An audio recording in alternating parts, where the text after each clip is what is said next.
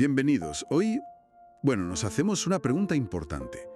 ¿Cuánto podemos saber realmente de la figura histórica de Jesús? Pues sí, Vamos a explorar un poco las fuentes que tenemos, el contexto de su vida, basándonos en estos extractos de Jesús a la luz de los evangelios. exacto. La base principal, claro, son los evangelios canónicos. Mateo, Marcos, Lucas y Juan. Los conocidos por todos. Eso es.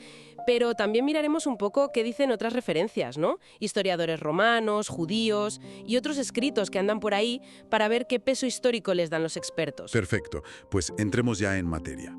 Los evangelios son cruciales, está claro. Presentan hechos, pero también una visión de fe. Claro. ¿Pero qué pasa con esas fuentes de fuera? ¿Las no cristianas confirman algo sólido? Pues mira, es interesante porque sí confirman cosas clave. A ver, historiadores como Tácito o Suetonio, romanos, mencionan a Cristo y a los cristianos. ¿Así? Sí, como un grupo ya conocido en Roma en el siglo I. Y Josefo, el historiador judío, también lo nombra. Josefo. Sí, aunque ahí hay un debate famoso sobre si una parte de su texto, la retocaron luego copistas cristianos. Ya la famosa interpolación. Esa misma. Pero lo importante es esto. Estas fuentes nos dicen que Jesús existió y que tuvo seguidores, digamos, notorios. Vale. Pero apenas entran en quién fue o qué hizo. Y eso, claro, resalta el papel único de los evangelios, aunque tengan su enfoque teológico. Entendido.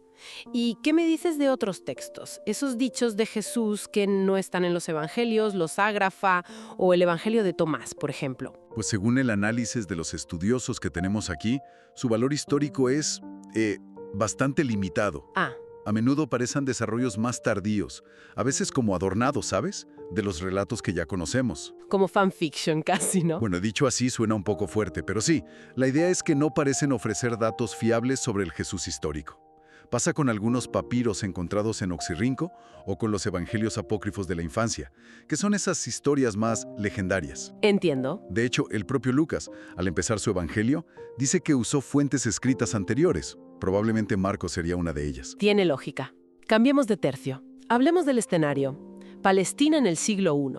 Un sitio pequeño, ¿no? Como El Salvador, has dicho. Sí, muy pequeño en tamaño, pero con zonas muy distintas. Galilea al norte, Samaria en medio, Judea al sur. Jesús se movió sobre todo por Galilea y luego subía a Jerusalén, en Judea. Y geográficamente también era variado, ¿no? Muchísimo para lo pequeño que era.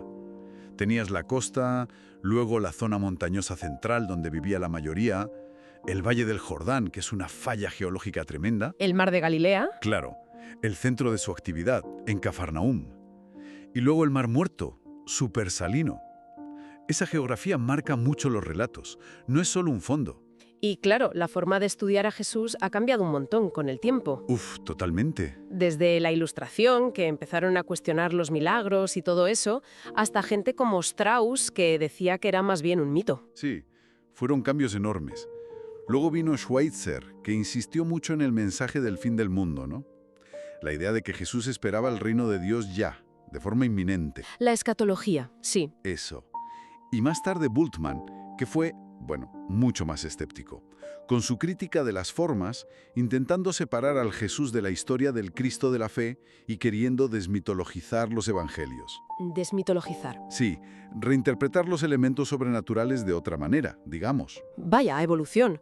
¿Y hoy en día qué visión académica recogen estos textos que manejamos? Pues la visión más extendida ahora, según estas fuentes, es que los evangelios son documentos escritos por creyentes, gente convencida, ¿Vale? que seleccionaron y presentaron el material para animar la fe. No son biografías como las de hoy ni crónicas día a día, Claro. pero sí se consideran fuentes fiables, en lo fundamental, para conocer su vida, lo que enseñó, su muerte y la creencia en su resurrección. Hablemos de su enseñanza. Impactaba su autoridad, ¿verdad? Ese, habéis oído que fue dicho, pero yo os digo. Totalmente. Y usaba métodos muy directos, las parábolas, esas historias cortas. El hijo pródigo, el sembrador. Exacto. También frases cortas, punzantes, lo que llaman epigramas. Usaba exageraciones a propósito, hipérboles, y hasta ritmo poético. Muy didáctico. Sí, y no solo eso, debatía usando las escrituras, hacía preguntas, usaba ejemplos prácticos, como lavar los pies a los discípulos. El óvulo de la viuda también, ¿no? Ese es otro buen ejemplo. Repetía ideas clave, como sus anuncios de la pasión. Y su propio ejemplo personal era una enseñanza en sí mismo. ¿Y los temas? ¿Qué era lo central? Pues la moralidad, claro, el sermón del monte. La naturaleza de Dios, quién era Él mismo, con esas frases de «yo soy», el Espíritu Santo, la Iglesia, la vida eterna. Muchísimas cosas. Pero sobre todo yo diría que el reino de Dios. El reino de Dios. ¿Cómo lo presentaba? ¿Algo para el futuro o para ya? Ambas cosas. Como algo que ya estaba empezando con Él, en su persona y lo que hacía, pero que también tendría una culminación futura. Entiendo. Decía que su misión era predicar, llamar a la gente al arrepentimiento y al final dar su vida. Y para entrar en ese reino, pedía un cambio interior, arrepentirse y tener una fe sencilla, como la de un niño. Fascinante. Ahora, lo de ponerle fechas a todo esto parece un lío. Uf, sí. Es complicado. Hay pocas referencias externas claras. Los calendarios eran distintos. Y el famoso error de Dionisio el Exiguo al calcular el año 1, ¿no? Exacto, eso también influye. Para el nacimiento nos guiamos por la muerte de Herodes el Grande, que fue probablemente en el 4 a.C. Antes de Cristo. Curioso. Sí, y quizás por un censo que hubo bajo Cirenio. Todo eso apunta a que Jesús nació probablemente entre el año 6 y el 5 a.C. ¿Y lo de diciembre?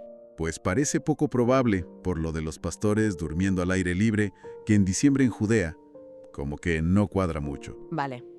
¿Y cuánto duró su ministerio público? El tiempo que estuvo enseñando. A ver, el Evangelio de Juan menciona al menos 3 Pascuas diferentes mientras Jesús está activo. 3 Pascuas. Eso significa, como mínimo, 2 años completos de ministerio.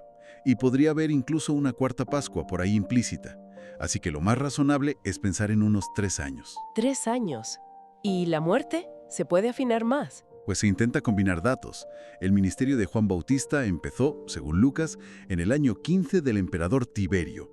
Ajá. Si contamos desde que Tiberio empezó a gobernar junto con Augusto, eso podría ser el año 26 después de Cristo. Jesús se bautiza poco después. Vale. Sumas los 3 años de ministerio que calculamos antes y te plantas en el 29 o 30 después de Cristo para la crucifixión. Tiene sentido. Y hay otro dato en Juan que parece cuadrar. Cuando Jesús visita el templo al principio de su ministerio, le dicen que llevaba 46 años en construcción. Si haces las cuentas desde que Herodes empezó a reconstruirlo, eso también apunta a esas fechas, 29 o 30. Increíble cómo se intenta encajar todo. Sí, es un puzzle con piezas que a veces encajan mejor y otras peor. Entonces, para resumir un poco, aunque una biografía detallada, al estilo moderno, Es imposible, sí, y el estudio histórico tiene sus vueltas y debates. Los evangelios son como nuestra ventana principal. Una ventana con un cristal de color, el de la fe, pero ventana al fin y al cabo. muy bien dicho. La visión académica actual, la que reflejan estos textos, los valora así. Testimonios de fe sí, pero con raíces en eventos históricos reales. Son fiables en su mensaje central sobre Jesús. Y para terminar, una idea que me ha llamado la atención de estos textos. Jesús no solo enseñó ética o cómo ser buena persona. No. Centró muchísimo el mensaje en sí mismo, en quién era Él. Esas afirmaciones de «yo soy el pan de vida», «yo soy la luz del mundo». Sí, son centrales en Juan, por ejemplo. ¿Qué implicaciones tiene eso? Que el núcleo de la enseñanza de una figura histórica no sean solo ideas abstractas, sino que esté tan ligado a su propia identidad personal. Ahí lo dejamos para pensar.